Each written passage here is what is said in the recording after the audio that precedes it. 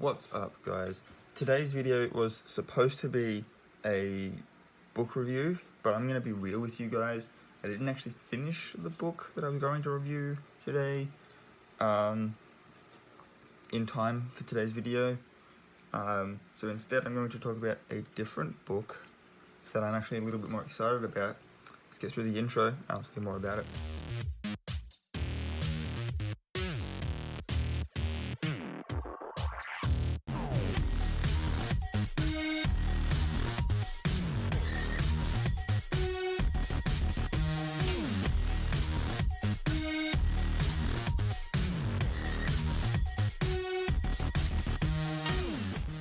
Okay, so the novel I was going to review was Philip Reeves' Mortal Engines, but as I am only 46 out of 320 pages through the novel, I'm not far enough in to be able to do that, unfortunately. But yeah, as far as the movie is concerned, I'm up to the part where Tom and Hester jump or are pushed down the big tube onto the Earth itself, and they're sort of starting to decide that they'll help each other get back to London for their respective wants or needs. But since I'm not that far through that and can't review that book, I'm instead going to talk about my novel instead. So I'll sort of give you my little synopsis. I haven't officially written a synopsis for this because obviously, like, I don't want to talk about the finale too much, which is actually the part that excites me the most. Can't wait to get to writing that part. I'm gonna just be closed off in my room for a couple of days. But that part really excites me, and I can't tell you about the subplots because that gets into sort of spoilery territory as far as the full story goes. But I can tell you that it is about the concept is basically like a Ghost Whisperer, Sixth Sense sort of person can see ghosts idea, and that he has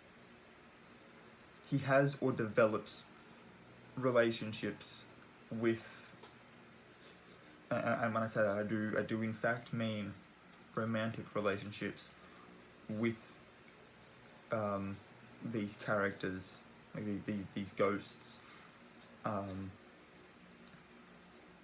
and he sort of helps with this other ghost's help and sort of extensive knowledge of how limbo works. He's able to help other ghosts pass on, and yeah, obviously it gets a lot more interesting than that. It's not just him helping people, like, it's not just a novel form of Ghost Whisperer. It does have a big development that happens at the end. Obviously that's the part I'm most excited about, and therefore the part that I'm not talking about. But it does exist. There are obviously other complications and stuff in the subplots that help add story beats and sort of change his the protagonist's perception of various things throughout the course of the story.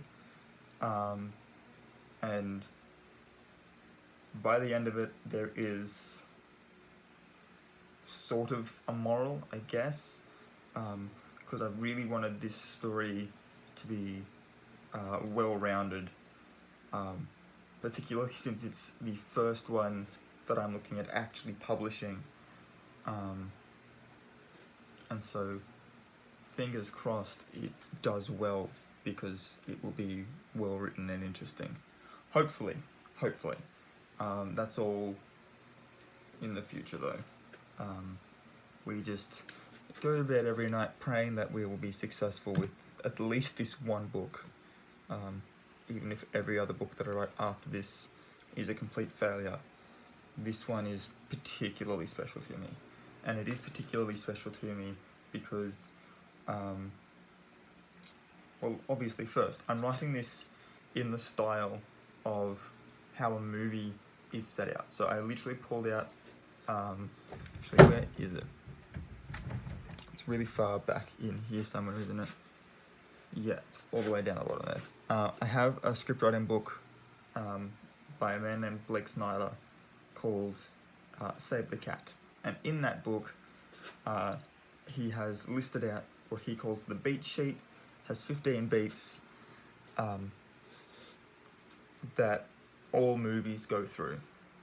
Sometimes the order is a little bit switched up as to how he has it listed, but generally all of his beats are in a film in sort of the same order. Like you might swap 5 and 6 around, or 6 and 7, or something like that.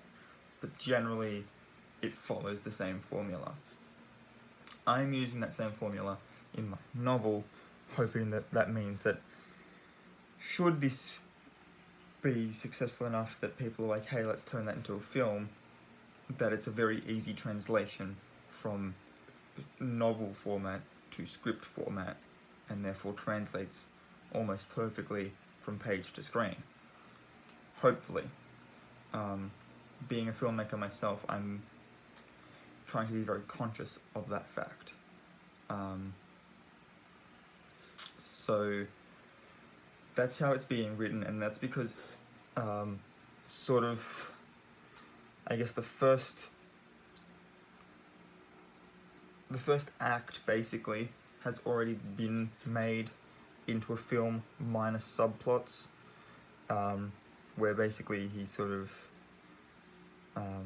and without sort of like the introduction to the world as well. It sort of takes like from about halfway through the first act to about halfway through the second act,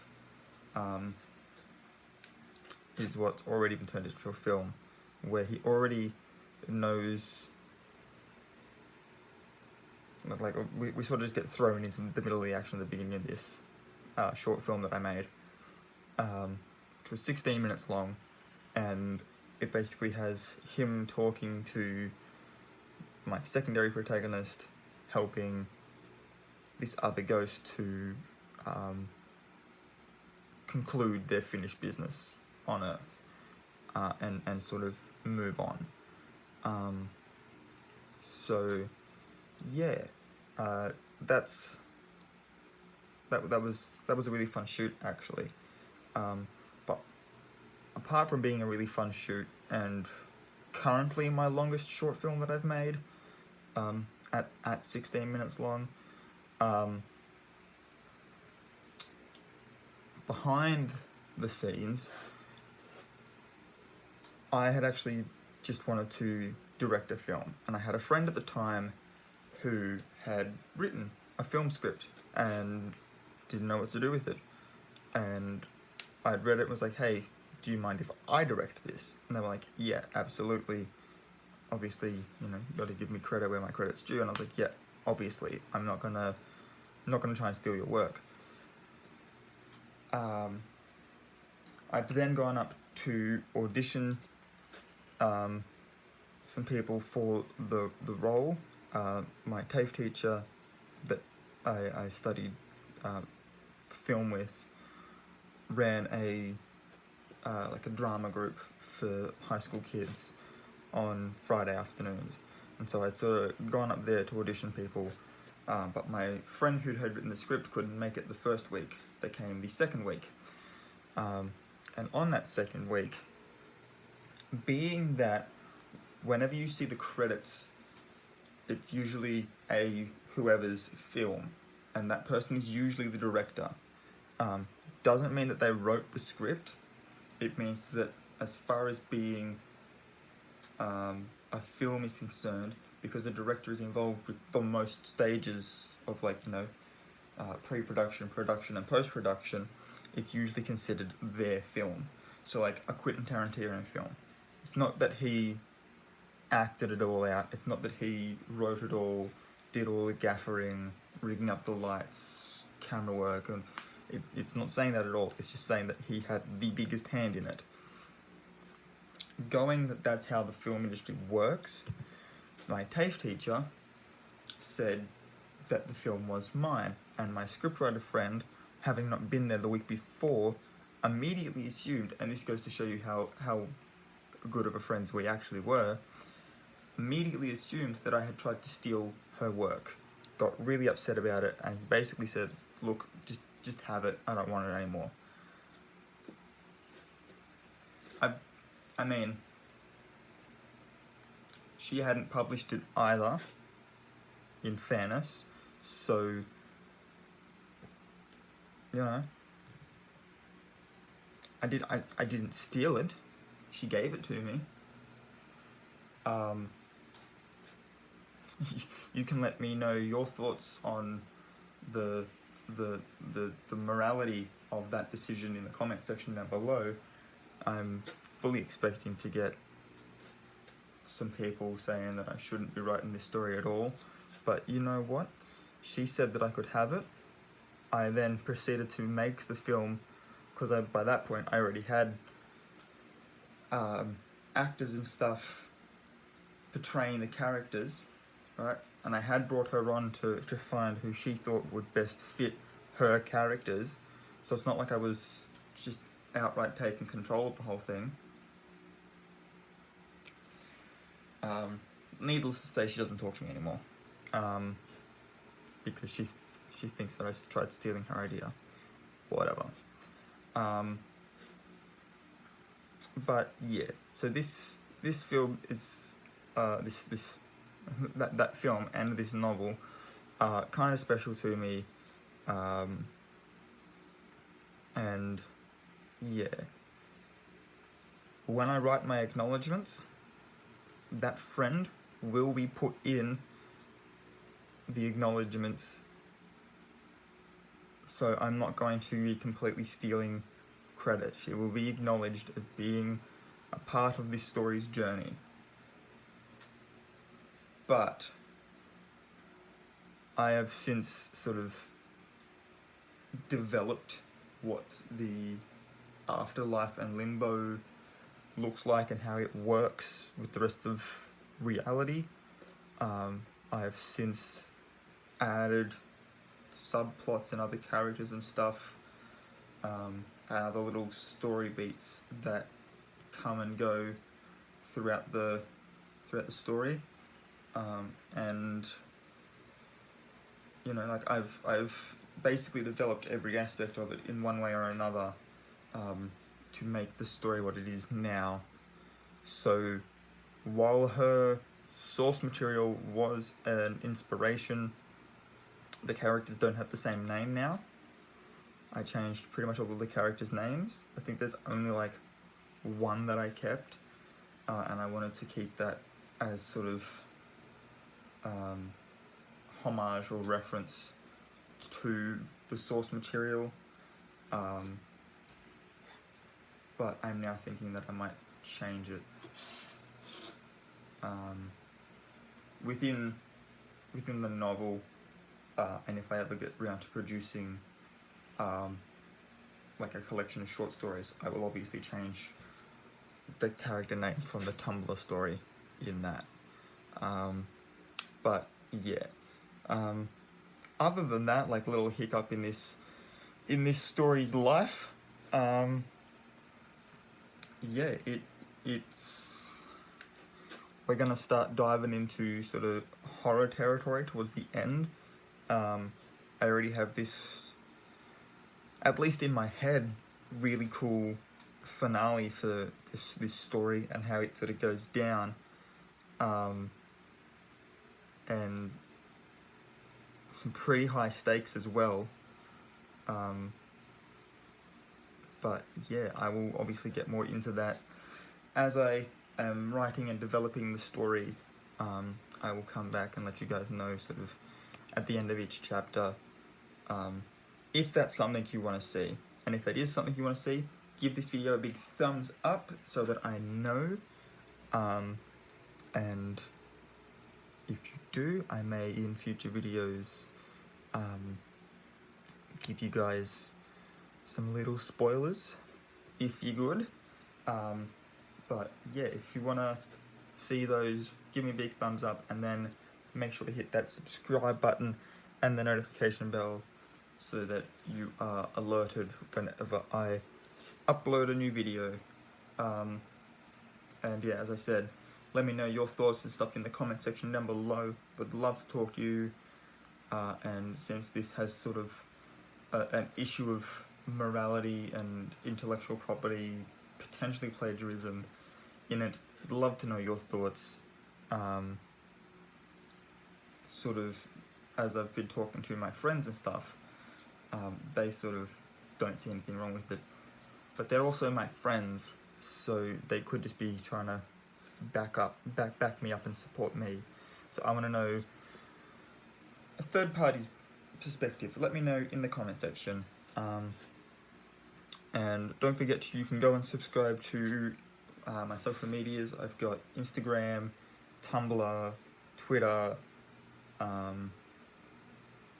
might try setting up a Facebook page at some point in the future, but they will all be under the handle Ace of the Arts, except for Tumblr. If you want to read the short story that is the prequel to this novel, that is the short story Ghost Town, at my Tumblr, which is Stories Around a Campfire, all lowercase, one word with a Y for campfire. You can find my writings there, and being that I'm now fully back in the writing mode, I will be concluding the short story that is currently unfinished before moving on to a brand new project on that blog. So would love to see you guys there as well. I'm looking at trying to start a podcast. I've got a couple of people that are interested. We're basically just going to talk about like sci-fi and fantasy movies, for the most part, movie universes, particularly with shared universes being such a big thing in cinema these days. We're going to be talking a lot about that. And being that they're shared universes, that means that we can theorize about a lot of things. So the podcast will be called Theories a Crowd. There's going to be me, sort of my best friend, and then we'll have like a guest host on each episode. So we'll have a different guest host, which makes 3. And since 3's a crowd and we're theorizing, it's a fun little play on words for Theories a Crowd. So I will let you guys know when that first episode goes up. I've got a lot to talk about. I've got a lot to talk about. And yeah, so I'll let you know when that comes up. That's pretty much all I can think of right now for everything that I have coming up with social medias and stuff. So until next time, guys, I will check you later.